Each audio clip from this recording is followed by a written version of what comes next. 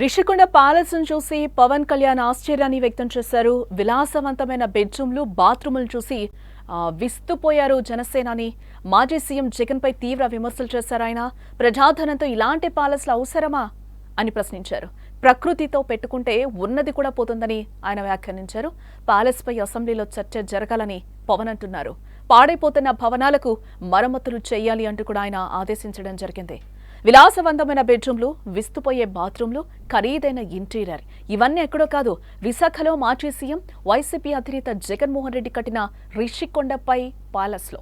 Deputy CM Janasena అధినేత Pawan Kalyan రిషికొండను palace పరిశీలించడంతో ఈ కట్టడం మరోసారి వార్తల్లో నిలిచిందని చెప్పుకోవచ్చు.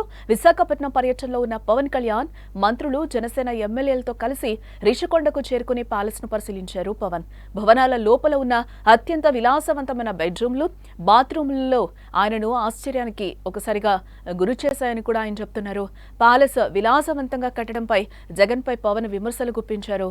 ప్యాలెస్ నిర్మాణానికి భారీగా ఖర్చు చేశారని మండిపడ్డారు.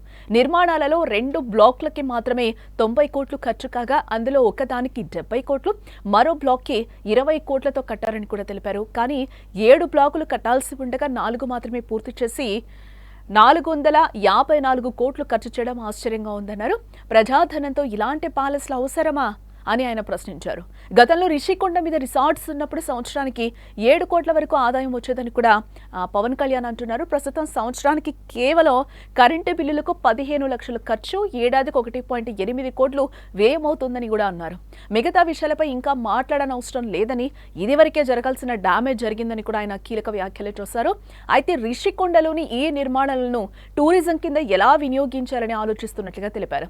ఏ నిర్మాణాన్ని దేనికోసం ఎలా ఉపయోగించాలని కూడా ఆయన ఆలోచన చేస్తున్నామని కూడా అంటున్నారు. అలాగే వైసీపీ హయాంలో నాటి సీఎం జగన్మోహన్ రెడ్డి విశాఖ సాగర తీరంలోని రిషికొండపై ఈ అందాల సౌధాన్ని నిర్మించారు. విశాఖను రాజధానిగా చేసి అక్కడి పాలన సాగించాలనే ఉద్దేశంతో దానికి రూపకల్పన చేశారు. కానీ ఊహించని విధంగా ఓటమి చెందడంతో రిషికొండ ప్యాలెస్ పరిస్థితి క్వశ్చన్ మార్క్గా మారిపోయింది.